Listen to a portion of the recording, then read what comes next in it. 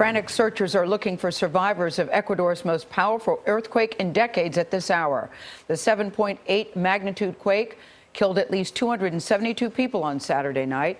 More than 2,500 others are hurt. Many others are still missing. The destruction stretches hundreds of miles from the epicenter along Ecuador's coast. David Begnaud is at Guayaquil, the site of one dramatic rescue effort. David, good morning. Good morning. The power of that 7.8 earthquake was enough to bring down this bridge in Guayaquil. It is 300 miles from the epicenter of the quake. This here is the windshield of one man's vehicle on the ground, left behind after rescuers tried to save the man. His car was crushed when the bridge fell on top of it. His wife was in the car with him. She survived. We're told the man died instantly. The bridge that collapsed, you can see it's separated here, rebar sticking out, rubble underneath. Across Guayaquil, which is the largest city in Ecuador, there's damage, but for the most part, it is minimal.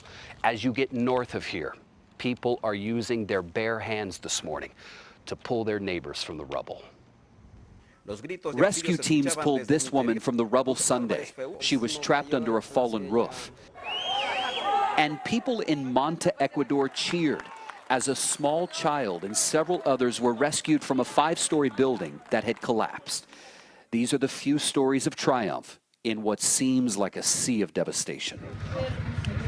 Hundreds of people are dead. Thousands more are injured, and Ecuador's vice president admits a large number of people are still unaccounted for, possibly buried under debris. I saved my family at least, this woman in Pedernales said, but my little nephew is still inside. This appears to be the moment the 7.8 magnitude earthquake struck Saturday night. This woman tries to brace herself between two cars as the ground rocks violently beneath her. Alice Gandelman and her husband are from California. They are on vacation in San Clemente.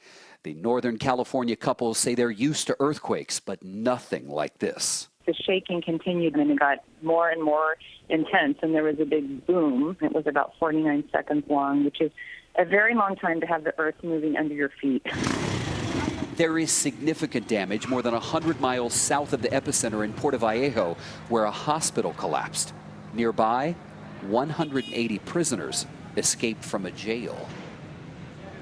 At sunrise this morning, search and rescue will resume across this country in the hardest hit areas.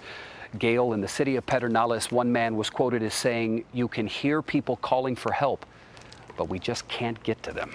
Boy, that's heartbreaking to hear. Thank you very much, David Begnaud in Ecuador.